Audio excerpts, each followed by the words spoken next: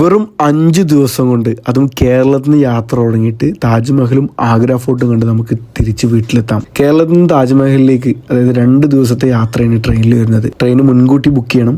എല്ലാ ദിവസവും കേരളത്തിൽ നിന്ന് എറണാകുളത്ത് നിന്ന് നിസാമുദ്ദീൻ വരെ 12:617 മംഗള ലക്ഷദ്വീപ് പോരുന്നുണ്ട്. രാവിലെ 9:55 ആകുമ്പോഴേക്ക് അത് ആഗ്ര ക്യാൻഡിലെത്തും. AGC ആണ് റെയിൽവേ സ്റ്റേഷന്റെ കോഡ്. ആഗ്രയിൽ എത്തിക്കഴിഞ്ഞാൽ ആദ്യം താജ്മഹൽ കാണാം.